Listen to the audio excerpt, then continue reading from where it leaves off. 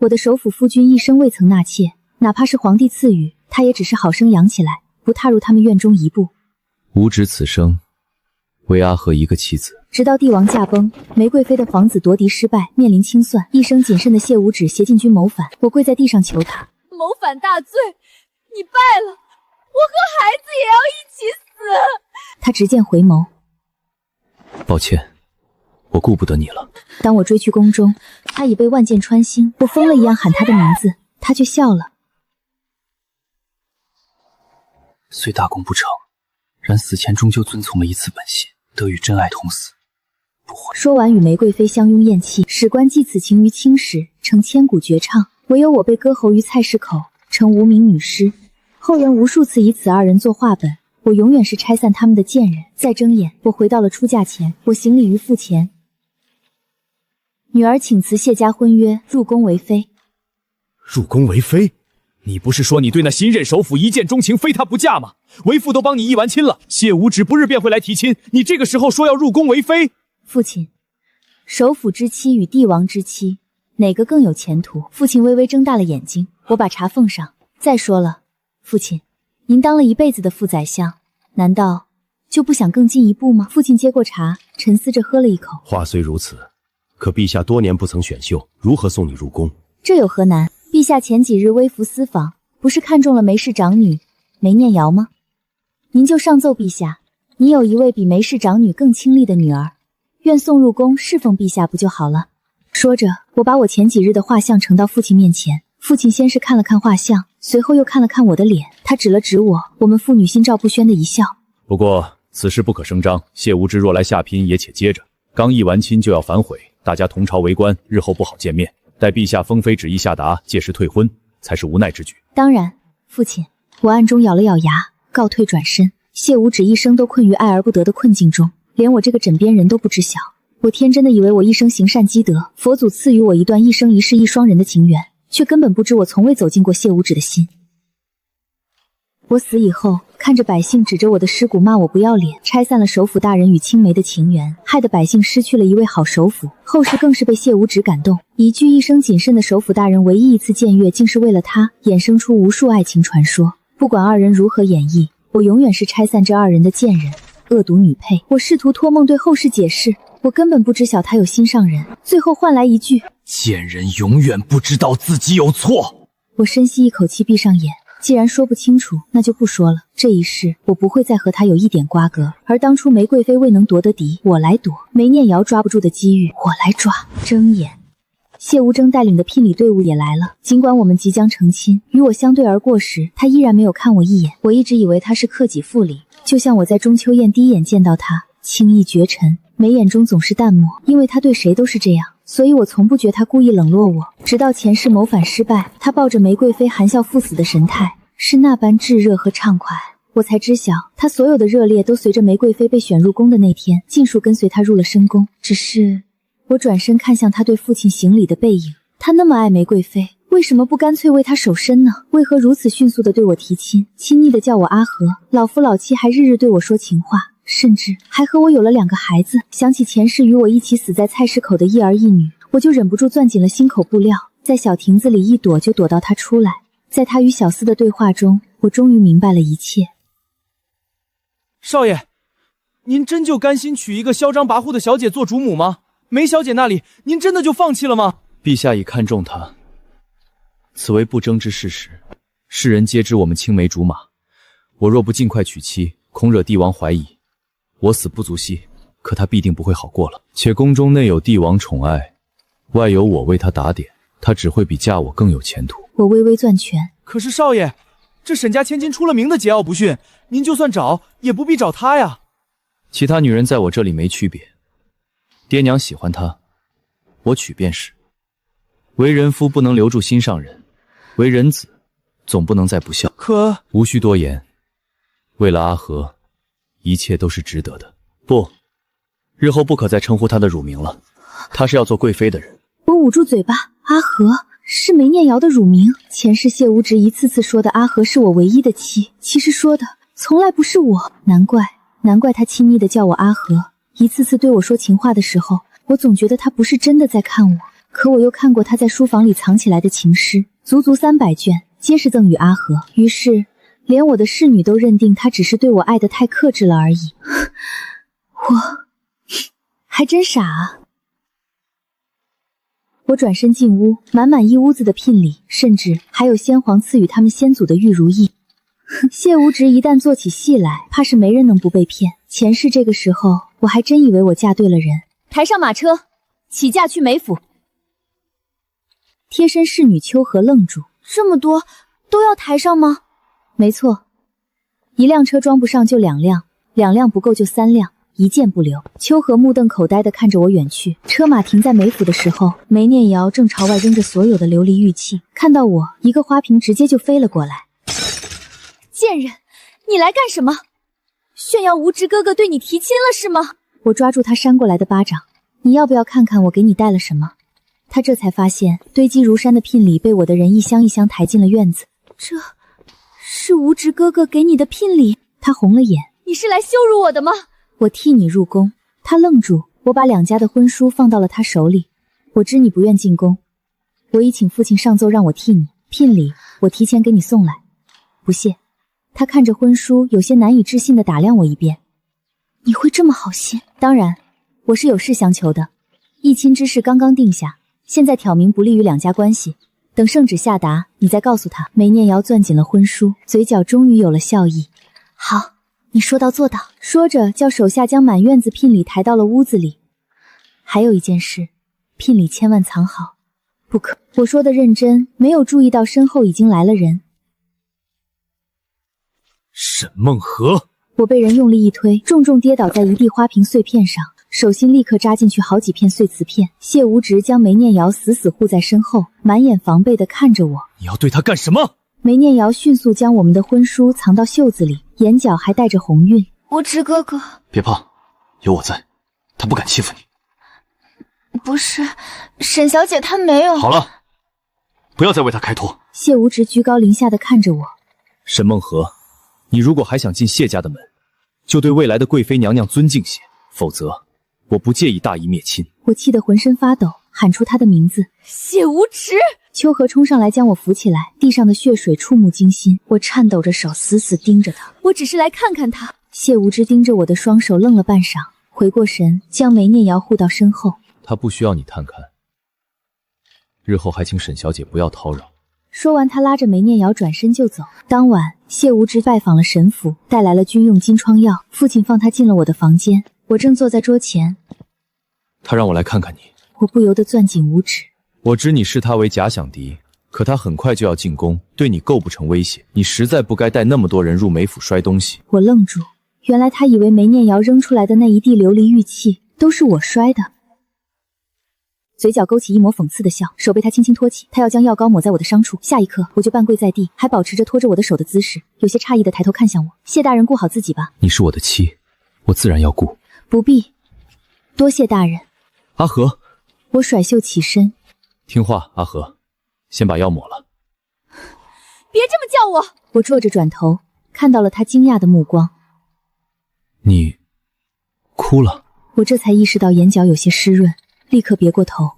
您看错了，却意识到什么，闭上了嘴，低头，手指微微发烫，那是刚才碰过我手的地方。之后几日，我和谢无直相安无事，而陛下那边也终于来了消息，让我替梅念环入宫。正当我要找谢无除情说清楚的时候，噩耗却传来，梅念瑶被绑架了。大小姐，我们的人喝酒说漏了嘴，说梅家最近发了笔横财，被山匪听见了。我哭笑不得，当即领了100家丁，一把火烧了山。我趁乱持刀砍断梅念豪的绳子，把人拉了出来。远处喊杀声震天，是无知哥哥，无知哥哥来救我们了。果然，涉及梅念瑶的事，谢无事总是会来的。你疯了，勾结山匪置他于死地。我没有，我是来救他的。你会这么好心？你明知你本没可能嫁给我，只会尽一切可能针对他。沈梦河，我已经给你下了聘礼，他也很快会入宫为妃，你连这都等不及。大家说的不错，你就是一个嚣张跋扈的大小姐，胡作非为，刚愎自用，不配被爱。你，沈梦河，你没资格进谢家，回去以后我会找沈大人说清楚。谢无耻，我和他们不是一伙的，别把我丢在这儿！沈小姐勾结山匪之事，我可以不上报官府，然而此等品行断然不得进谢家，此乃退婚书，聘礼不必归还。我女儿不可能做那种事。是非曲直，谢某已亲眼所见，事实如何，大人自己问吧。门口传来惊慌的通报：叫郎中，快叫郎中！兄长抱着浑身是血的我，飞速跑去卧房。这是谢大人，我们小姐上山救人，重伤被俘，之后再同谢大人说。家丁们跟着跑去帮忙。我刚醒来，守在身边的居然是谢无耻。谢大人不眠不休守了你3日呢，再不醒，怕是都要殉情了。分内之事，谢无耻为我倒上一碗水，谢无止递过来的手一僵。兄长，让他走。沈，走！兄长扶住吐血的我，不得已把人请走了。然而我不让进，他便守在了门外，直到我可以下床，推门见到了他。抱歉。原来还有谢无时局促的时候，我转身就走。孟和，你放心，我此生唯你一个妻，定不再负你喜欢之意。我停住脚步，苦笑转头。谢大人，爱着别人并非你的错，可我也是个独立的人，我为何要成为你爱情的工具？我并不欠你。不过谢大人放心，你会如愿的。谢某也不会辜负沈小姐的一生。谢无耻，你还真是装得一手好深情。我大步离开，却不知身后的男人盯着我离去的方向，久久未能回神。入宫那日，也是谢无休迎亲之时，我等着他来，把一切说清楚。他没有来。大小姐，姑爷说晚些来，定不会耽误吉时。我没等，盖上红盖头。宫里来的队伍将我扶上马车。梅氏千金可真好命，被陛下看中，日后荣宠加身，梅氏可是要一飞冲天的。隔着轿帘缝隙，他看不出我的真容。我放下轿帘。谢无争，我自会荣宠加身。你不是委屈前世的爱藏了一生吗？今生你再也不必藏了。长桥之上，谢无正死死盯着轿帘，期待着念瑶可以再挑起一些，他们最后再见比方一面。可是轿帘放下了，直到队伍远去，都没有见到轿帘再次挑起，缰绳被他攥得紧紧的。念瑶，你是怪我娶了别人吗？没有人能回答他。一人一马缓缓下了桥。梅念瑶出嫁前，他其实就想去解释的，解释自己选择那个沈梦河只是为了给他打掩护，以及成全父母对他婚事的期盼。可是自己终究没去，为什么呢？哦，对了，那段时间他守着沈梦河呢。沈梦河痊愈后，他反而不愿意去解释了。他知道自己有了私心，不是单纯的想打掩护，更不是为了尽孝。沈梦河和他想象的真的很不一样，就像是两人早就走过了一生。至于念瑶，无妨，自己身为首辅，定会尽己所能保他平安的。车马停在沈府，喜轿早已等在那里。谢大人，您一定会喜欢的。会的。鞭炮与锣鼓喜乐将一行人送入谢府，一向不贪杯的谢无直居然喝醉了。谢兄，不能喝了，真的不能喝了，一会儿没力气掀新娘子盖头了。有的。宾客笑着调侃，还从未见谢兄如此醉态，看来果真是娶到喜欢的人了。好，兄弟们奉陪，无醉不归。深夜，谢无争才跌跌撞撞推开门，似乎是喝得太醉了，眼前居然不断闪过沈梦河的脸，克制着情绪，挑起了盖头。梦河，无尊哥哥。女孩扑到自己怀里。念瑶，沈梦河呢？他和沈梦河的婚书以及一份圣旨从梅念瑶的袖子里拿了出来。沈姐姐，她其实早就想着攀上枝头做凤凰了。这不，念瑶刚刚得了陛下青眼。说着，她擦了擦发红的眼角，等着谢无事像往常那样来安慰自己。可是这次没有。无事哥哥，他看到谢无直攥着婚书的手颤抖着，捂住头，扑腾一声跪在地上。无直哥哥，梅念瑶扑上去将人扶住。不对，我和梦河早就是夫妻了。无职哥哥，你在说什么？你的妻子是我呀！平生第一次，谢无职和伸手推了梅念瑶，不是梅念难以置信的跌倒在地，看着谢无职跌跌撞撞跑出去。无职哥哥，你要去哪里？无职哥哥，我蒙着红盖头，等着陛下推门，一等就是好几个时辰，困得我险些栽倒，玉佩都不慎掉落在地。我伸手去捡，一小截龙袍自床底露出来。龙袍，我心下一紧，缓缓蹲下去。陛下，我捂住嘴巴，跌坐在地。床下是陛下，他睁着眼睛看着我，脖子上还有勒痕。我颤抖着手，缓缓伸到他鼻下，没气了。我猛地缩回手，颤抖着看着眼前这一幕。出嫁第一夜，陛下怎会死在自己的寝宫？门从背后被推开了，我看到黑色长靴踏入房间。我已经没了主意，几乎是凭借本能反应着。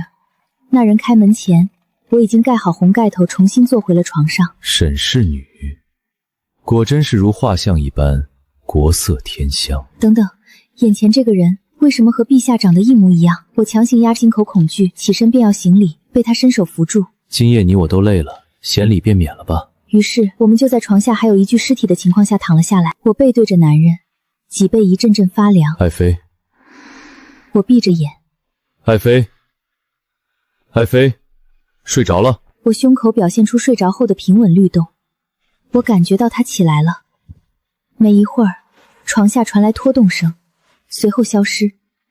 这是抛尸？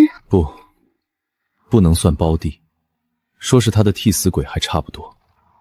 明明我与他一母同胞，母后却非要选一个做另一人的替死鬼。这些年他在外倒是可以为了自己的名声随意树敌，我怎么劝都不听，因为别人寻仇，总是可以把我推出去挡刀。哼，原来陛下还有一个替身胞弟吗？既然他把我当替身，那干脆替到底。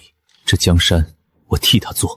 若非今日你来，计划本该很顺利的，幸好你没看见。我后背冒出一层冷汗。原来梅念幽前世侍奉的一直是假皇帝，难怪他在有谢无时助力的情况下还会夺嫡失败。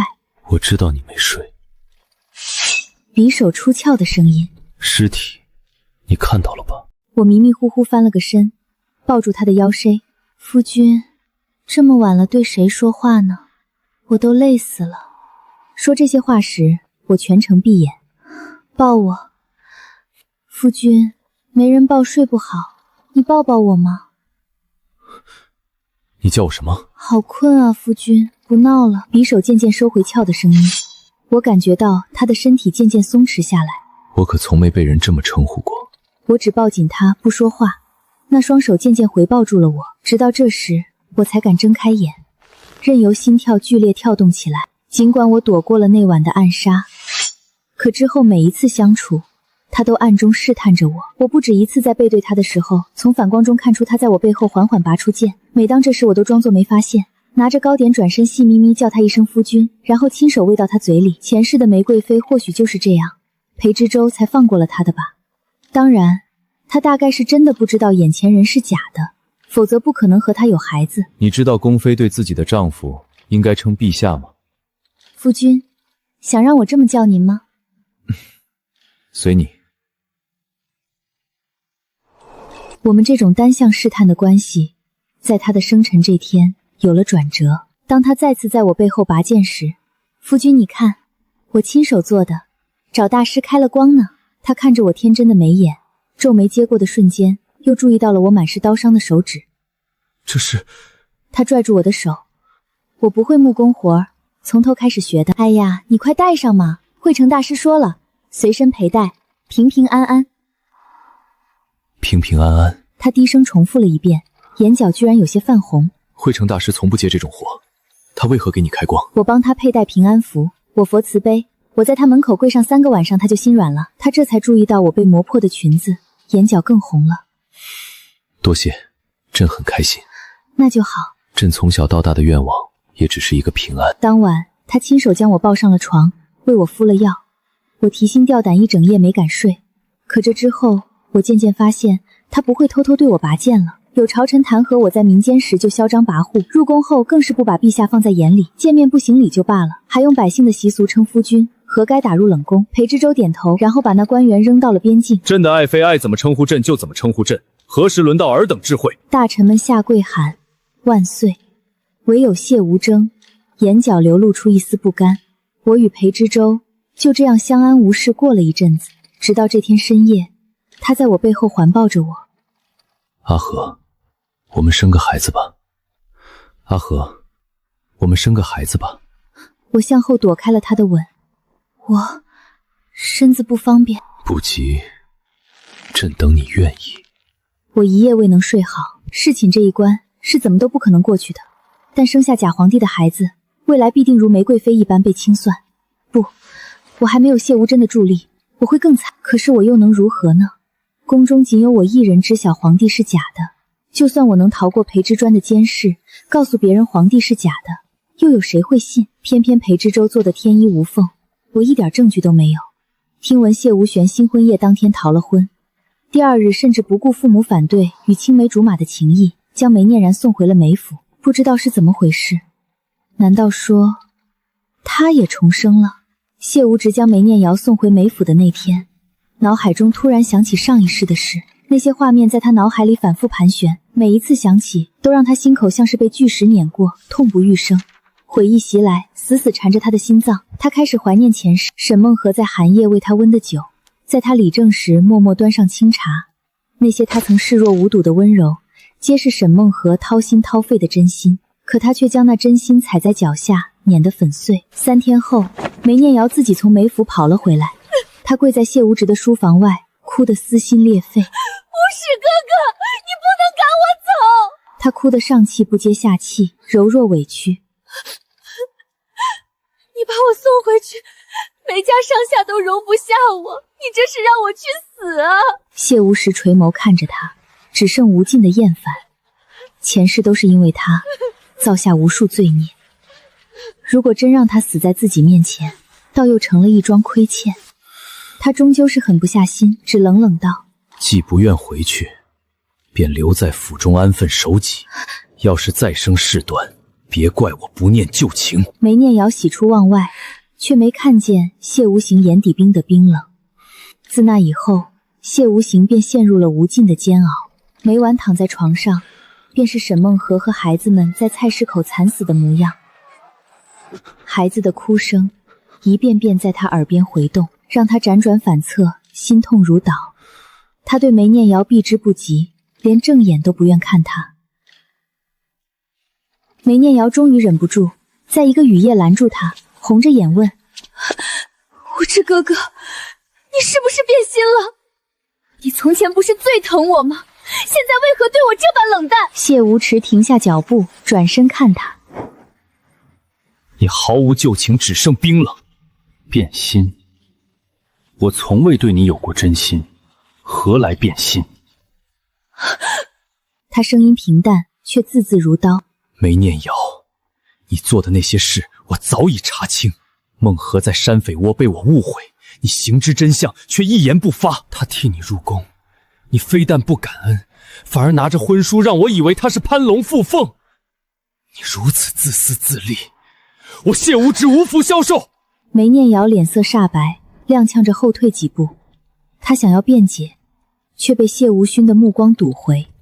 他这才知晓，谢无勋早已不是从前那个对他言听计从的少年，现在他什么都知道了，而他再也无法借着柔弱留住他半分目光。可他即便是心有不甘，却也只能暂时偃旗息鼓，不敢再轻易招惹他，只敢缩在府中，看着谢无形活在悔恨与思念里。而谢无止戳破梅念瑶的真面目后，心中的执念彻底消散，他心里只剩下对沈梦河的亏欠与深爱。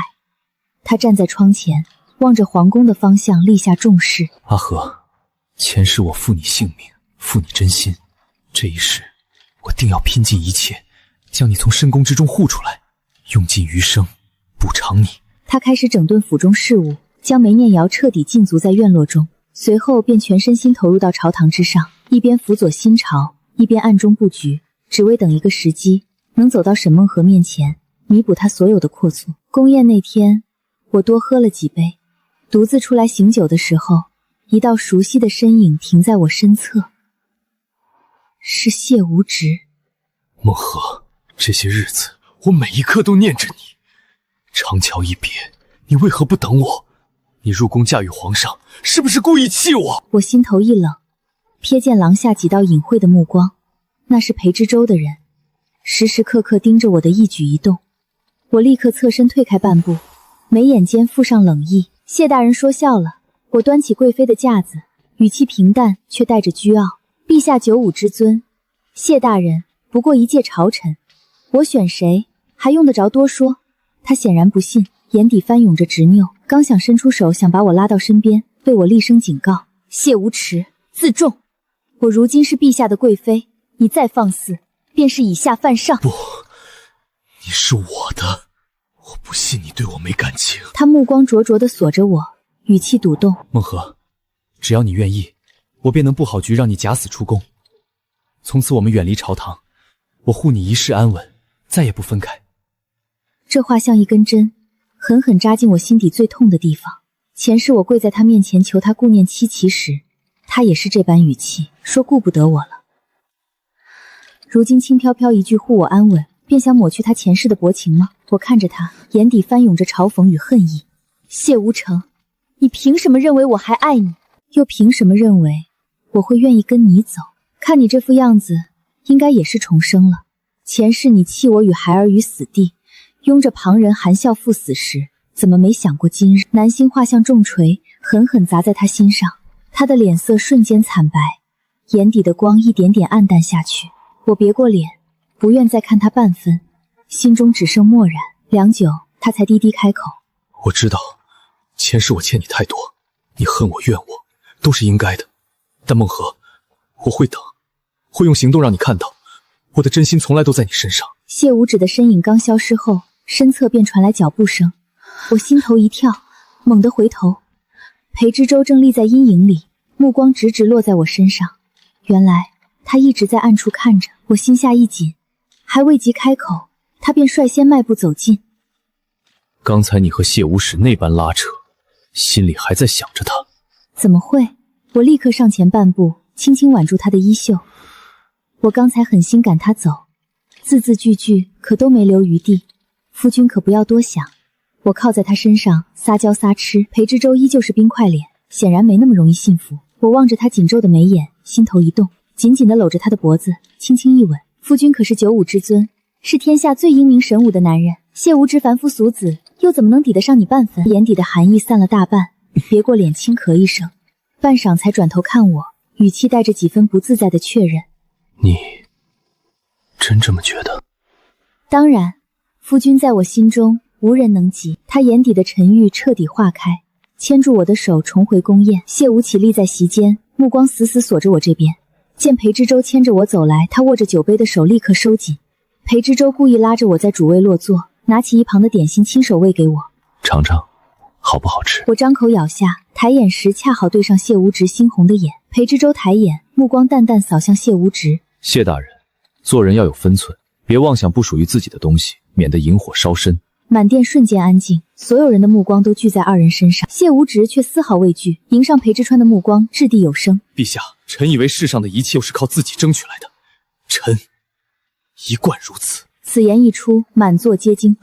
陛下恕罪，谢大人酒后失言，求陛下开恩。那陛下敢不敢让臣争一次？裴之舟抬眸看向他，眼底翻涌着不屑。你想争，那就看你有没有这个本事了。一句话便应下了这场明目张胆的争抢。回寝宫的路上，我一路沉默，心头憋着一股气。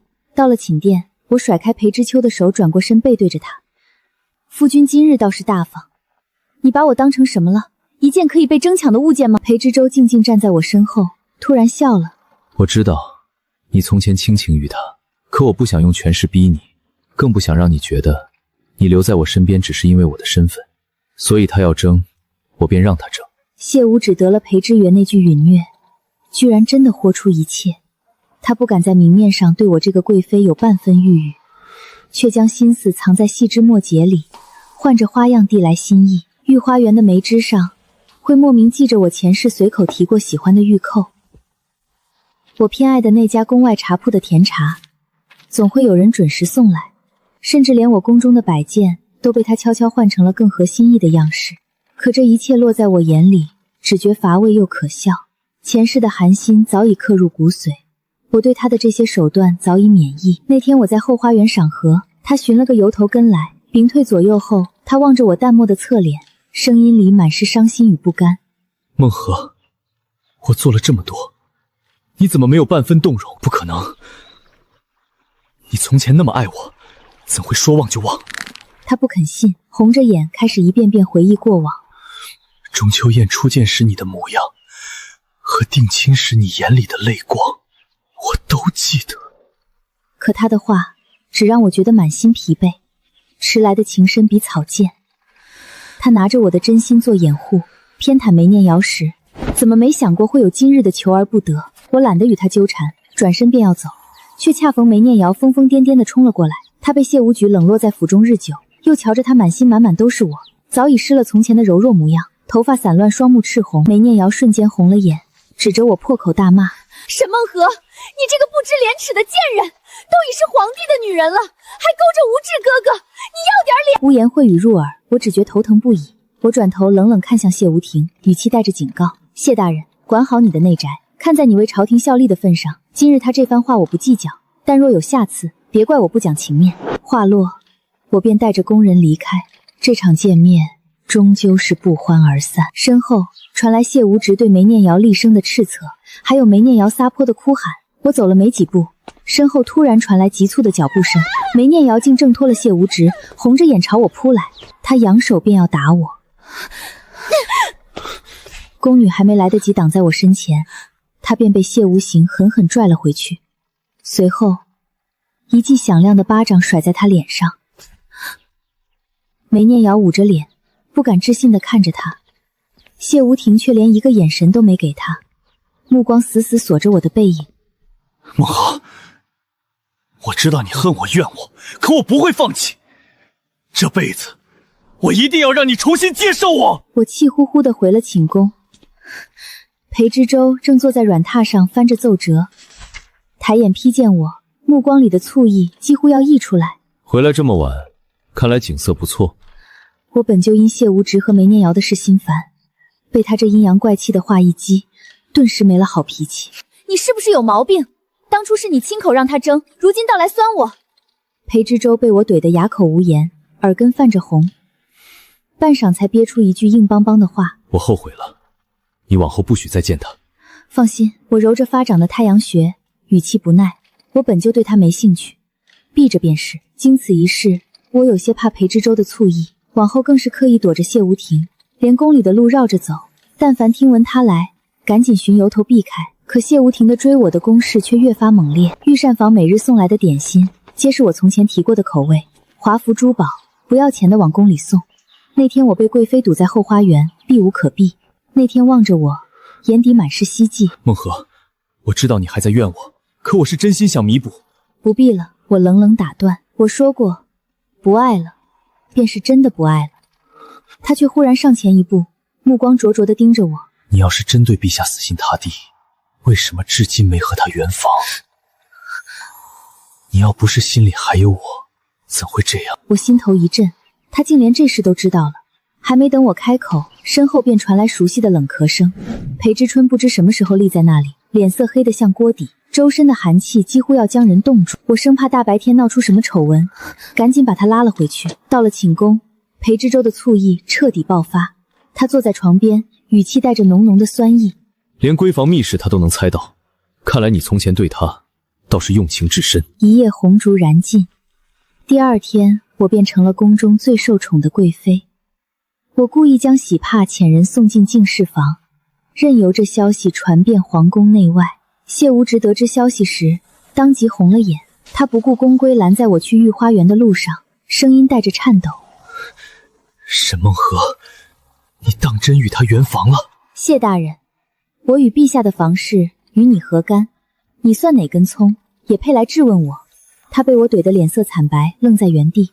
我拂袖离去，心中却暗自警醒。回到寝宫，我靠在裴之中怀里，语气沉了下来：夫君，你要小心谢无争，他连我与你的闺房密事都能知晓，可见他在宫里眼线遍布，势力怕是不容小觑。朕的贵妃果然冰雪聪明，配得上。裴之舟吻着我的脸，难得露出笑脸，可我明显感觉裴之舟揽着我的手骤然收紧。我看着他，说自己实在有些害怕。放心，我知道该怎么做。我宠冠后宫，一时风头无两，裴之舟眉眼间的温柔都给了我。他总爱抱着我，一遍遍喊着我的名字，这般盛宠，自然引来了非议，连太后都忍无可忍，怒斥我是狐媚惑主的妖妃。可没等我辩解，裴之舟便推门而入，将我护在身后。朕爱妃如何，朕自有分寸。后宫之事，母后不必多言。那一刻，我靠在他的身后，听着他掷地有声的维护，鼻尖微酸。前世半生，我守着一个不爱自己的人，如今终于有人将我护在羽翼之下，让我感受到被人捧在手心疼爱的滋味。我们的感情毫无保留地在偏爱里升温，他对我越发纵容温柔。只是日子久了，我也瞧出了端倪。每次侍寝后，他总会下意识地轻抚我的小腹，眼底藏着期盼。可我心里清楚，如今不是生孩子的时机。朝堂未稳，谢无止虎视眈眈，我不想让自己的孩子重蹈覆辙，只能暗暗中寻来避孕的汤药，事后悄悄喝下，不敢让他知道，纸终究包不住火。有天我在吃药，被他撞了个正着，药碗落地，裴之舟的脸色瞬间铁青，他攥着我的手腕，勃然大怒。沈梦河，你竟敢喝这个？你是不是心里还忘不掉谢无知，连我的孩子都不肯生？我被他的冤枉刺得心头生疼，用力挣开他的手。我不是。裴之川，你怎么会这么想我？可他此刻被怒意冲昏了头，根本听不进我的解释。那夜，我第一次借酒消愁，烈酒入后，烧得嗓子生疼。醉酒后的混沌里，我昏昏欲睡。次日清晨，便有人大呼小叫地闯进来，说我昨夜与外男私通。裴之舟闻讯赶来，脸色阴沉的可怕。工人在我的寝殿偏柜里搜出了一件男子的锦袍。你不信我，夫君，你竟然不信我！他闭了闭眼，再睁开时只剩决绝。证据确凿，朕无需再信。说完，他扬手下令将我打入冷宫。没想到入夜后，一道黑影翻过高墙，落在院中，是谢无止。他走到我面前，目光里带着几分怜悯。梦河，你看，他口口声声说爱你，可仅凭一件衣裳，就将你打入这冷宫。谢无耻，别装了，这一切都是你故意陷害我的，对不对？他闻言也不再伪装，野心暴露，谢无请私下伪装，展露疯批偏执的占有欲。是又如何？我一想到我的夫人要日日伺候别的男人，对着他笑，对着他温柔，我就难受的要命。沈梦河，你本就该是我的人。我冷冷打断，那是我从前眼瞎，现在我跟你没有任何关系。他却步步逼近，语气急切又带着蛊惑。你如今已然失宠，这冷宫就是你的葬身之地，只要你点头同意，我立刻就能想办法带你走。话音未落，他的呼吸骤然急促，他俯身就要吻我。我是个男人，对着你自然有情欲，我不介意你的从前，不介意你跟过裴之舟，我只要你再属于我。他猛地将我按在石榻上，压得我动弹不得。我眼底骤寒，反手摸向枕下藏着的短刀，狠狠朝着他的肩头扎去。他不可置信地看着我，眼中的光芒寸寸碎裂。你给我清醒点！我是皇帝的女人，就算身陷冷宫，也绝不会做对不起他的事。更何况，我现在满心满眼都是他，我爱的人从来都是陛下。这话如利刃，狠狠扎进谢无直心底。他捂着流血的肩头，眼底的偏执一点点褪去，最后只剩伤心与绝望。他愣了许久，忽然低声笑起来。他抬眸看我，目光带着复杂的恨意。沈梦河，你会后悔的，我会让你看看男人有多容易变心。你所谓的喜欢，在皇权与猜疑面前有多不值钱。消息传到冷宫那天，谢无珠又一次翻墙进来，他站在冷风里，语气带着浓浓的嘲讽与笃定。梦河，你看，我早就说过，裴之舟根本不爱你，不过区区数日，他便另寻新欢，将你弃在这冷宫里不闻不问。我心口像是被堵了一块巨石，闷得发疼。往后几天，宫人的闲谈更是不断传入冷宫，说陛下日日宿在玫瑰妃宫中，赏赐流水般送进他的宫殿，就连前朝正室都愿与他闲话几句。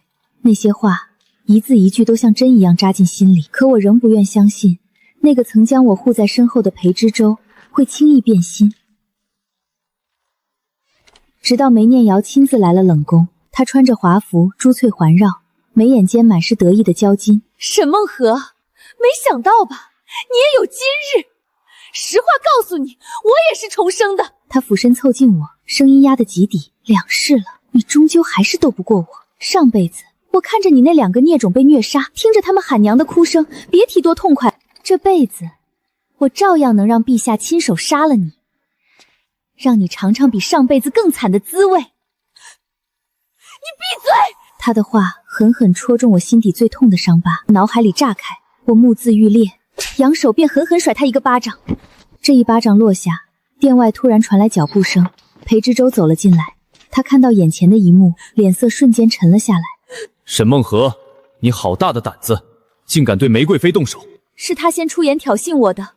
我红着眼辩解，满心期待他能听我一句，可他却根本不予理会，目光冰冷。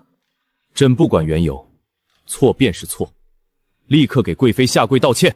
我不跪。我梗着脖子不肯低头，几个侍卫却冲了上来，强行将我按向地面。冰冷尖锐的石头硌着我的膝盖，钻心的疼传来。我抬头望着裴之舟，眼底满是失望与心痛。裴之舟，你真的变心了。是你先对不起朕。他别过脸，语气没有半分温度。私通之事证据确凿，你还有什么脸辩解？我没有，从头到尾你都不肯信我。我嘶吼着，可他只是冷冷挥手。给贵妃出气，让她知道这宫里谁才是主子。裴之舟看到那抹刺红，瞳孔骤缩，他眼底闪过一丝慌乱，下意识便要上前。陛下，臣妾的脸好痛，沈姐姐一巴掌好重，您快看看臣妾的脸有没有事。他的作妖成功拉回了裴之渊的目光，他看着我身下的血，眉头紧蹙。你日日喝避孕药，根本不愿为朕生儿育女，又怎么会怀孕？这孩子根本就不是朕的，留了也不可惜。这句话彻底将我推入了深渊。梅念瑶见他这般，哭得更凶。裴之川终究是扶着他转身离开。破败的冷宫里，又只剩我一人。我即将晕倒的那一刻，一道熟悉的身影猛地冲了进来。梦河，我来了。谢无直将我打横抱起，眼底翻涌心疼。他声音颤抖，小心翼翼的模样，仿佛抱着稀世珍宝。他寻来太医为我诊治，守在我床边寸步不离，更是亲自为我煎药喂汤，不让我受一点苦。我身子稍缓，他坐在床边，目光沉沉地看着我。梦河，梅念瑶依旧是贵妃，你也就该是我的夫人，这就是命。你现在应该看得清，谁是真的爱你。裴之舟的冷漠猜忌早已将我心底的坚冰敲出裂痕。谢无志这般毫无保留的心疼与呵护，让我紧绷的情绪骤然松懈，心底竟开始有了一丝松动。自那日后，他更是对我百般讨好。他知道我喜欢甜食，便寻来软糯的甜糕喂到我嘴边。冷宫阴冷，便悄悄送来暖炉与厚实的锦被，甚至会避开宫人，陪我坐在院中看月亮。絮絮叨叨说着从前被他忽略的小事，语气里满是愧疚。可宫墙之外的消息还是不断传入耳中。梅念瑶依旧宠冠六宫，裴之爷对她越发纵容，听闻还为她特意建了梅园，日日相伴。每听一次，我心底便揪痛一分。谢无知瞧出我的落寞，坐在我身边轻轻拍着我的背。或许这都是宿命，前世我负你，今生他伤你，兜兜转转，终究还是我陪在你身边。他待我皆是上一世我曾奢求过的呵护，那些细碎的温柔一点点浸润着我冰冷的心。一日深夜，他屏退左右坐在我面前，神色前所未有的凝重，他眼底翻涌着势在必得的光芒。梦河，我要与梅念瑶谋反。我心头一震，猛地抬眸看他，前世的噩梦瞬间涌上心头，他却按住我的手，让我安心。别怕，这一次我吸取了前世的教训，步步为营，绝不会失手。朝中半数官员已归心于我，禁军也有大半听我调遣，时机到了。这一次谋反，不是为了梅念瑶，我所做的一切都是为了你。我怔怔地看着他，不懂他的用意。为了我？是。他重重点头，伸手抚上我的脸。裴知州不信你，将你弃在冷宫，让你受苦。我要推翻他的江山，到时候我便可以让你光明正大的回到我身边，做我唯一的妻子。我要让你做这天下最尊贵的女人，无人再敢负你。他的话带着破釜沉舟的决绝，让我心头掀起惊涛骇浪。见我不说话，他只当我是被吓到，轻轻刮了刮我的鼻尖。等着我，孟和，我会给你一个天大的惊喜。谢无直终于和梅念瑶里应外合谋反，晋军冲破宫门，喊杀声震天。他以为胜券在握，没想到四周却突然杀出无数御林军。谢无垠的叛党顷刻间溃不成军，他满脸震愕，与他预想的截然不同。就在他失神之际，我从皇后轿田缓缓出来。谢无礼看清我的模样，瞳孔骤缩。孟和，你怎么会在这里？你不是在冷宫？我目光淡淡扫过他，击碎他所有妄想。谢无直，从你要把我追回的那一刻，我便看透了你的阴谋。我与陛下故意演戏，假意疏离，就是为了将你和梅念阳的野心引出来。不可能！他疯了一般冲过来，却被御林军拦下。我所做的一切都是为了你，为了让你摆脱冷宫，为了让你做我唯一的妻，为了给你这天下。为了我冷笑一声，目光里满是嘲讽。谢无耻，你敢说一句真实话吗？前世你起兵是为了梅念瑶，为了你的所谓深情，这一世你谋反不过是为了谢家的权势，为了你那不甘屈居人下的野心。我于你而言，从来都只是一枚棋子，一枚能让你师出有名的棋子罢了。我没有！他拼命辩解，眼底翻涌着慌乱与急切。孟和，我是真的爱你，前世是我糊涂，今生我看清了自己的心，我所做的一切真的都是为了你啊！我毫不犹豫地戳穿他虚伪的面具，你的爱就是把我拖入谋反的泥潭，让我成为千古罪人，就是借着我的名义满足你的足私欲。谢无时，你的爱太虚伪，我受不起，我字字诛心。他的脸色一点点惨白，直到眼底的光尽数熄灭。裴知州身着龙袍，缓步走到我身边，抬眸看向谢无真与梅念瑶，语气带着杀意。谋逆之罪，凌迟处死，谢氏满门株连9族。这场蓄谋已久的谋反，终究以惨败收场。烽火平息，裴之幽执起我的手。委屈你了，阿和。我摇了摇头，靠在他的肩头。流产自然也是假的，他从未信错我也从未负过他。从此皇城再无谋逆之乱，史官称在帝后二人同心动德，携手统治天下。他依旧会把我宠成孩子，御书房留着我的位置，寝殿里有说不完的闲话。后宫无争，朝堂安定。我们终于在历经风雨后，守得云开见月明。岁岁年年，皆是圆满。